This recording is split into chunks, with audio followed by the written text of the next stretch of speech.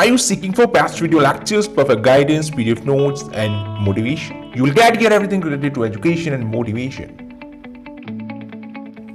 Now, lectures of physics, English, maths, physical education are available here.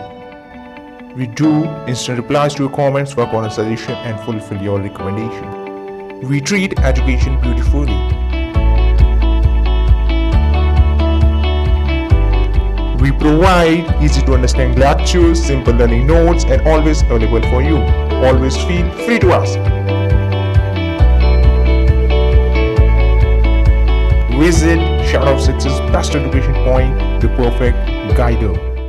Hello बच्चे party, this is Kartik Sharma here और अपन इस video में बात करेंगे ओलंपिक वैल्यू एजुकेशन के पार्ट नंबर 2 की। पार्ट 1 अगर नहीं देखा है तो जरूर देख लेना, क्योंकि मोस्ट इंपॉर्टेंट पार्ट है, बेस है इस वाली वीडियो का। तो उस वीडियो को जरूर देखना। वीडियो अच्छा लगे लाइक किए बिना मत जाना। आई होप आपको समझ आएगा। चेंजिंग ट्रेंड वाली वीडियो भी डाल दी है, पुरानी वीडियोज भी पड़ी हुई हैं, उन्हें भी आप देख सकते हो इन इमरजेंसी, क्योंकि उनके अंदर शायद मैंने कम एक्सप्लेन किया हो। इस बार मैं एक्सप्लोर करके एक्सप्लेन करूंगा। तो अब आपको क्या करना है कि चैनल को सब्सक्राइब कर लेना है और नोट्स वगैरह डाउनलोड करने हैं। जो पीडीएफ है, ये जो आपको स्क्रीन पे दिख रहे हैं, इनके जो नोट्स हैं ये आपको मिल जाएंगे shikshakem.blogspot.com पे। किसी क्वेरी के लिए आप मुझे कॉन्टैक्ट भी कर सकते हो डायरेक्टली, अगर क्वेरी परसिस्ट करती है तो, अदरवाइज ऐसे ही मजे लेने के लिए नहीं, ठीक है ना। चलो, इससे शुरू करने से पहले बता दूं कि अगर आप कुछ मनी डोनेट करना चाहते हो उन बच्चों के लिए जो पढ़ नहीं पाते हैं या उन्हें सोर्सेज नहीं मिल पाते हैं, तो अपनी तरफ से आप उनके लिए कुछ हेल्प दे सकते हो। और उसके लिए आप 2 बेसिस पर आप इसे डोनेट कर सकते हो, या तो मोबीक्विक वॉलेट से या फिर आप बैंक ट्रांसफर डायरेक्टली भी कर सकते हो।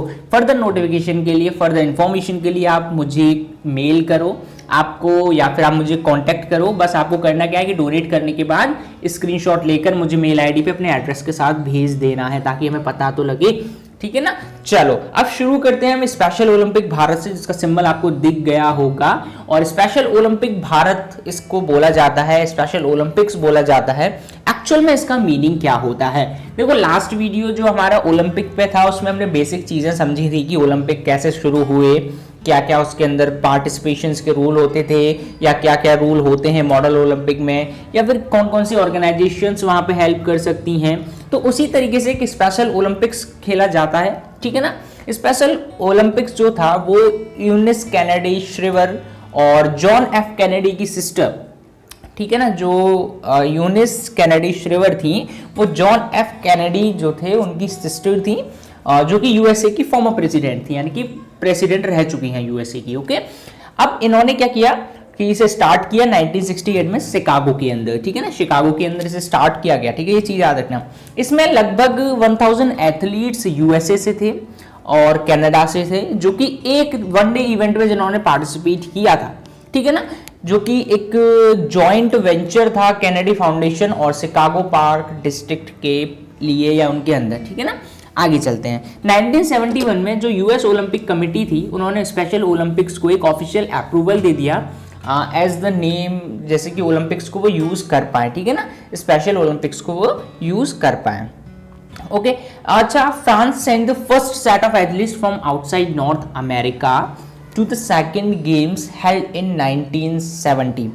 फ्रांस ने पहली बार अपने एथलीट्स भेजे जो कि नॉर्थ अमेरिका से अलग थे, बाहर के थे, जो कि सेकंड गेम जो हेल्ड हुआ था 1968 के बाद 1970 में स्पेशल ओलंपिक के अंदर, उसके अंदर भेजे दिए, ठीक है ना। इसके बाद 1972 में जो गेम्स हुए थे वहां पे 10 नेशंस ने पार्टिसिपेट किया, उन्होंने अपने एथलीट्स पार्टिसिपेट कराए, ठीक है। इसके बाद जो यूनाइटेड नेशन था उसने इसे डिक्लेयर 1986 में एक ईयर ऑफ स्पेशल ओलंपिक्स की तरह कर दिया गया, ठीक है ना, ठीक है। 1986 ईयर ऑफ स्पेशल ओलंपिक्स, ठीक है ना, यूनाइटेड नेशन ने इसे कर दिया। In 1988, the Special Olympics were officially organized by International Olympic Committee.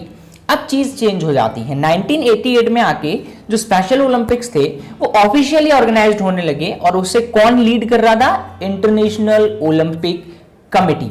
International Olympic committee क्या है?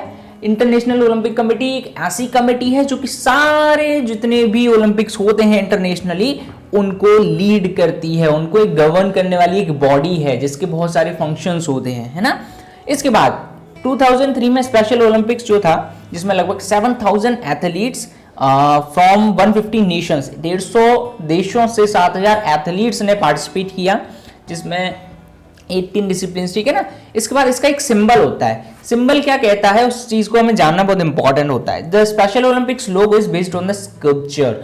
अब ये स्कल्पचर क्या है, देखो, joy and happiness to all the children of the world. एक तरीके से ये जो स्पेशल ओलंपिक है इसका एक सिंबल है, ये कुछ शो करता है कि जॉय एंड हैप्पीनेस, यानी कि दुनिया के जितने भी बच्चे हैं, जितने भी एडल्ट्स हैं, उनके लिए खुशी और मजे, ये सारी चीजें बहुत इंपॉर्टेंट हैं। तो ये चीज हमें कंडक्ट करानी चाहिए, स्पेशली स्पोर्ट्स के थ्रू तो बहुत अच्छे से, ठीक है ना।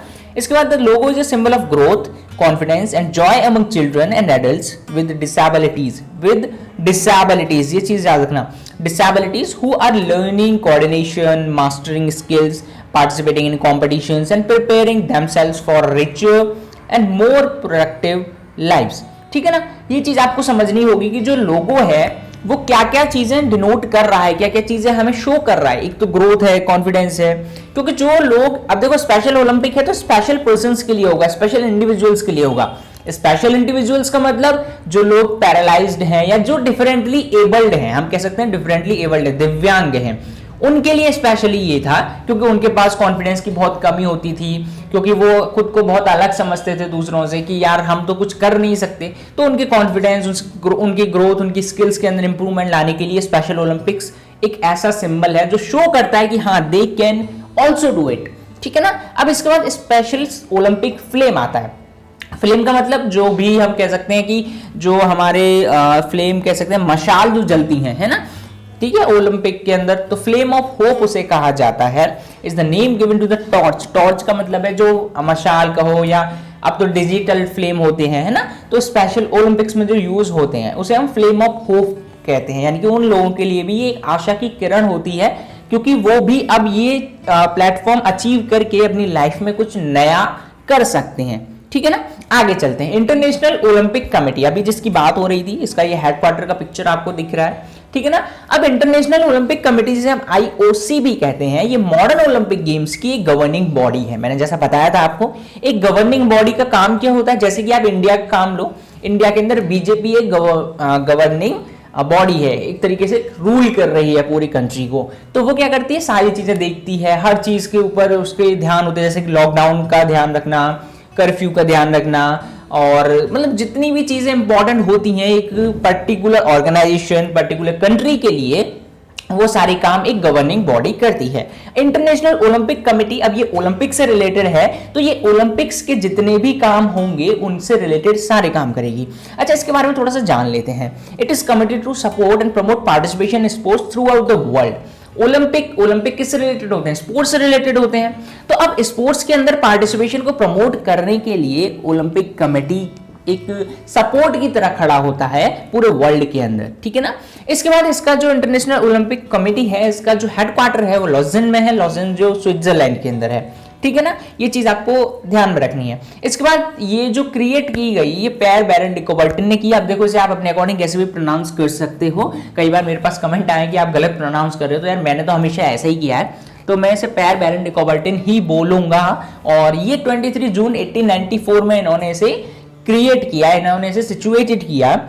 और ग्रीक डेमेट्रियस विकलास ये नेम है इनका, जो कि इसके फर्स्ट प्रेसिडेंट बने थे, ठीक है ना। ये जो छोटे छोटे नाम है ना, बहुत इंपॉर्टेंट है। अगर कभी भी एक्सप्लेनेशन के लिए आता है IOC के बारे में, तो इन नामों का जिक्र जरूर कर देना, इस डेट का जिक्र जरूर कर देना। तो क्या होगा, इसके हेडक्वार्टर का जो प्लेस है उसका जिक्र कर देना, ताकि एक इंप्रेशन अलग बन जाए, ठीक है ना। इसके बाद its membership consist of 105 active members and 32 honorary members. इसके अंदर 105 तो एक्टिव मेंबर्स होते हैं और 32 ऑनरी मेंबर्स होते हैं, जो अच्छे लेवल पे होते हैं, ठीक है ना।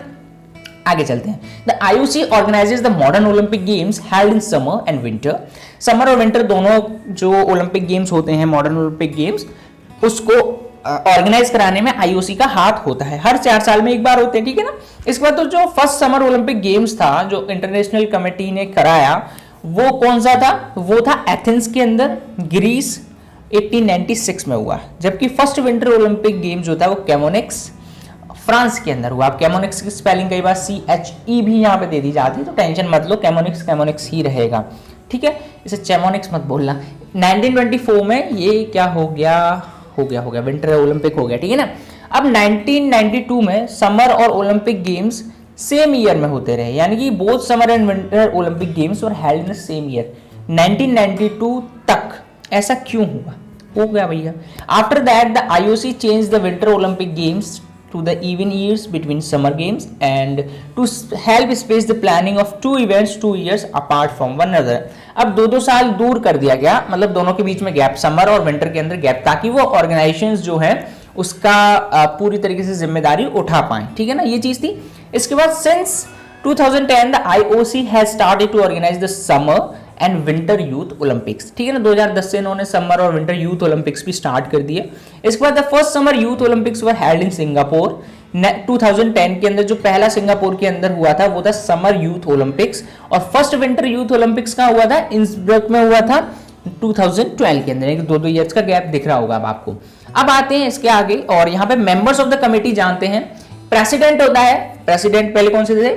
ग्रीक डेमेट्रियस विक्लास, ठीक है ना, पहले वाइस प्रेसिडेंट। ओके चलो, the president of the IOC is elected by its member of committee he decide करती है। जैसे इंडिया में मेंबर ऑफ जो पार्लियामेंट होते हैं, लोकसभा राज्यसभा जो भी, वो अपने प्रेसिडेंट को चूज करते हैं ना, वहां पे उनके लिए वो नहीं होता कोई ऐसे करके वोटिंग नहीं होती है, तो यहाँ पे उनके मेंबर्स ही प्रेसिडेंट चूज कर लेते थे, ठीक है ना, कर लेते भी हैं। ओके, तो प्रेसिडेंट का जो काम करने का होता है ईयर, वो 8 ईयर्स होता है, 8 साल होता है। After the expiry of his term he she can be री इलेक्टेड, दोबारा भी इलेक्ट किए जा सकते हैं, ठीक है।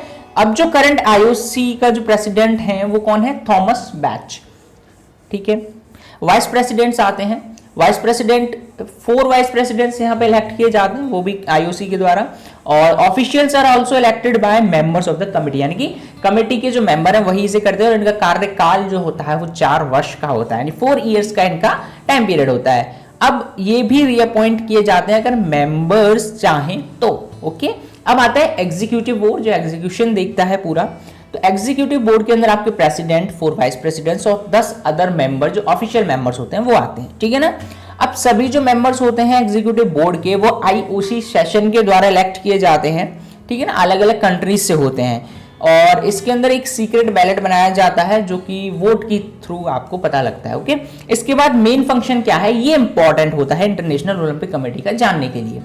मेन फंक्शन है कि कहां पर ओलंपिक होगा, कैसे ओलंपिक होगा, किस प्लेस पर होगा, कैसे, कौन सी डेट पे होगा, ये सारी चीजें डिसाइड करती है आईओसी, ठीक है ना। अब जनरल प्रोग्राम्स जो होते हैं, फंडामेंटल रूल्स जो होते हैं, रेगुलेशंस जो होते हैं, ये सभी कमेटी की जिम्मेदारी होती है सेटअप करना।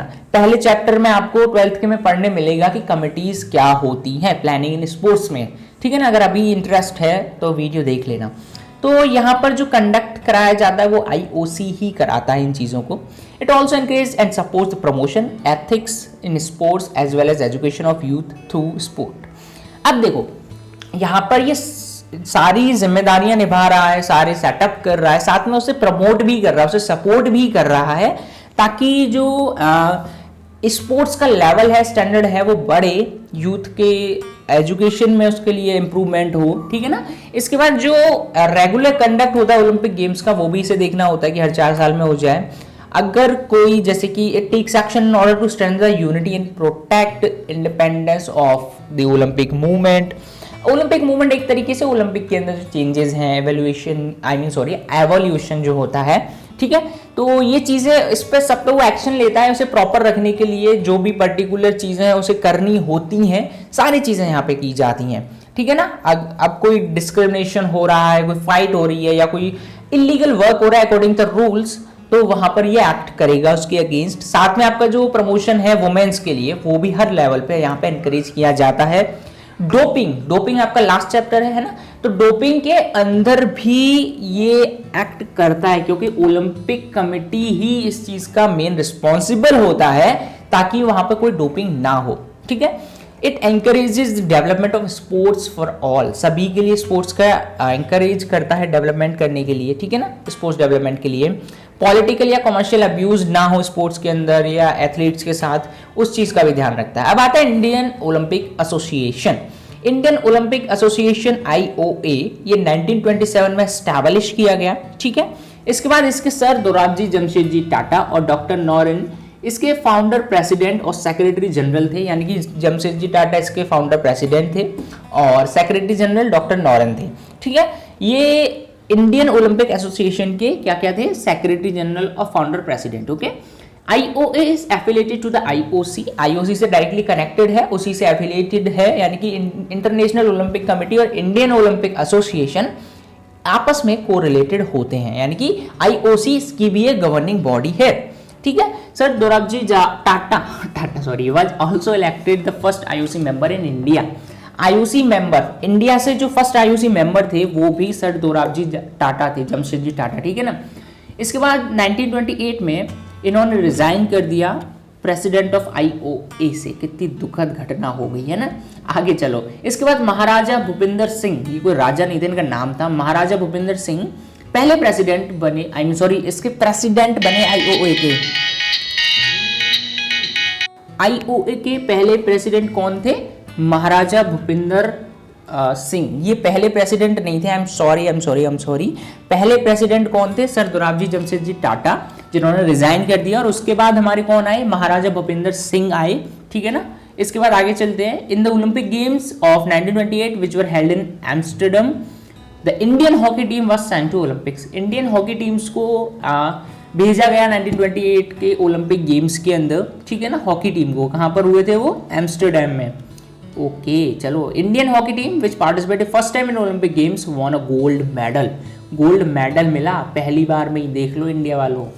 इसके बाद the election of the office bearer of the IOA is held after every 4 years। यानी कि जो ऑफिस बियरर्स, जो ऑफिस से रिलेटेड जो हम कह सकते हैं ऑफिशियल्स होते हैं, उनके भी इलेक्शंस होते हैं और वो हर 4 साल में किए जाते हैं। ठीक है। अब देखो, इसमें जो काउंसिल है कंसिस्ट करता है, जैसे कि प्रेसिडेंट है, 9 वाइस प्रेसिडेंट्स हैं, 6 जॉइंट सेक्रेटरीज हैं, 1 secretary general, 1 honorary treasurer, 7 representative of state Olympic association, 12 representatives of national sports federations और एसोसिएशंस। तो ये इसके अंदर कुछ एलिमेंट्स हैं जो आपको पता होना चाहिए। ठीक है ना। आगे चलते हैं और इसमें ऑब्जेक्टिव जान लेते हैं। ऑब्जेक्टिव इसका कुछ इस तरीके से है कि डेवलपमेंट और प्रमोशन ऑफ ओलंपिक मूवमेंट बहुत इंपॉर्टेंट है, यानी कि ओलंपिक मूवमेंट इंडिया के अंदर उसका डेवलपमेंट और प्रमोशन होना, साथ में सारे रूल्स एंड रेगुलेशन जो IOC और IOA के बने हुए हैं उन्हें एनफोर्स करना, उन्हें लागू करना। इसके बाद जो ऑफिशियल ऑर्गेनाइजेशंस होती हैं in complete form and responsible for all the matters related, यानी कि जो ये ऑर्गेनाइजेशन है एक टोटली और पूरी तरह से रिस्पॉन्सिबल होती है सभी मैटर्स के लिए जो भी ओलंपिक इवेंट से रिलेटेड हो, चाहे वो लीगल हो इलीगल हो, सबसे रिलेटेड चीज़ें यही संभालेगी, सारे अरेंजमेंट्स यही एसोसिएशन करेगी। Promotion and encouragement of the physical, moral and cultural education of young people of the nation so that their character can be developed. इसका भी प्रमोशन करती है, वहाँ पे कल्चरल प्रोग्राम्स भी होते हैं, फिजिकल और मॉरल एथिकल वैल्यूज भी वहाँ पे सिखाई जाती हैं। ठीक है ना। तो ताकि उनके कैरेक्टर में डेवलपमेंट आए। Okay, admitting the membership of State Olympic Association and National Sports Federation for which submission of their annual reports and audited statement of accounts is necessary. These documents should be deposited to the IOA for the information. अब यहाँ पे जितनी भी related informations होती हैं, चाहे कैसी भी इंफॉर्मेशन हो, मेंबरशिप हो या मतलब कैसी भी रिलेटेड आपका फॉर्म हो, कुछ भी हो, आपको सबको डिपॉजिट करना होता है IOA का। और ये एक बेनिफिट होता है कि सब कुछ इसे पता होता है। साथ में ये जितनी भी स्टेट ओलंपिक एसोसिएशंस होती हैं, ये तो एक इंडियन ओलंपिक एसोसिएशन हो गई, तो जितनी भी स्टेट ओलंपिक एसोसिएशन होती है वो भी इससे कनेक्टेड हमेशा रहती हैं। ठीक है ना। उन्हें रिपोर्ट, एनुअल रिपोर्ट्स वगैरह सब कुछ देना पड़ता है। ओके। इसके बाद to undertake with assistance of national sports federation the financial management, transportation, maintenance and welfare of team from India taking part in the Olympic Games and other games which are organized under the patronage of IOC। जितना भी arrangement है transportation से, financial से, जितना भी related जो भी काम हो रहा है वो IOA संभाल रहा है, लेकिन अंडर किसके है, IOC के। ठीक है ना। उसे भी इसे रिपोर्ट करना होगा। ओके।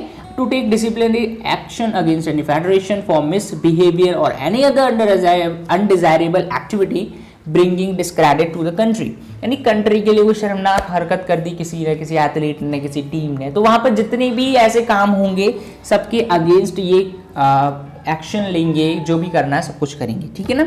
इसके बाद in cooperation with the national sports federation association organise and control selection, training, coaching of the teams that will represent India, यानी कि अब जो भी रिप्रेजेंट कर रहे हैं हमारी इंडिया को, तो उनसे रिलेटेड उनके जो भी ट्रेनिंग है, जो भी उनका फॉर्मिंग है, जो भी उनका सिलेक्शन है, सब कुछ ये कंट्रोल करती है ये एसोसिएशन। इसका ये ऑब्जेक्टिव है to enforce and defend the exclusive rights of the association to use the Olympic flag and Olympic insignia.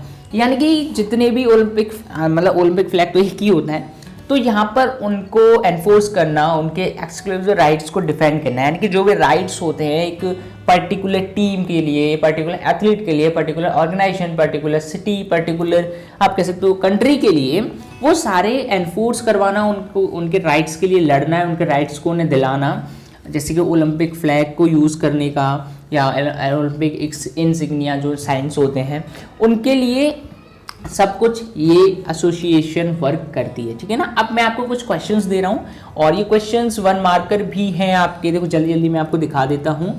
और इनका जो पीडीएफ आप नीचे से डाउनलोड ज़रूर कर लेना यार, ठीक है ना। ये कुछ क्वेश्चंस है 1 मार्कर के और यहाँ पर आपको 1 मार्क का क्वेश्चन है जिसमें ये सारे आपके बुक के ही क्वेश्चन है ऑलमोस्ट, और ये मैंने चूज कर करके आपके लिए रखे हैं। तो आई होप आपको समझ आएंगे ये सारी क्वेश्चंस, इन्हें सॉल्व ज़रूर करना यार, क्योंकि आपको अगर अच्छे मार्क्स लाने हैं तो अभी से प्रैक्टिस कर दो, क्योंकि 12th में सारी चीज़ें यही रिपीट होने वाली हैं आपके लिए, ठीक है ना। तो चलो अब ये आपके 1 मार्कर हो गए, इनकी पीडीएफ ज़रूर डाउनलोड कर लेना। और इसके बाद मैं आपको और बता देता हूँ क्वेश्चंस, ठीक है ना। कुछ क्वेश्चंस ये भी हैं, आगे चलते हैं, और शॉर्ट आंसर्स हैं, इनको पॉज करके स्क्रीनशॉट ले लो या फिर आप इसकी पीडीएफ डाउनलोड कर लो, ठीक है ना। तो ये क्वेश्चंस आपके यहाँ मिल गए। तो मतलब जितने भी क्वेश्चन है आपको सॉल्व ज़रूर करने चाहिए, ओके। तो ये सब था इस वीडियो के अंदर। आई होप आपको सारी चीज़ें समझ आई होंगी। कोई भी डाउट है तो नीचे क्वेश्चन करो, कमेंट करो, वीडियो लाइक किए बिना मत जाना, सब्सक्राइब करना, अपने दोस्तों के साथ शेयर भी करना प्लीज़ यार, सपोर्ट इट, ओके। चलिए मिलते हैं अपनी नेक्स्ट वीडियो में, तब तक के लिए bye, take care, keep healthy, keep smiling, keep clean your surroundings. Hind.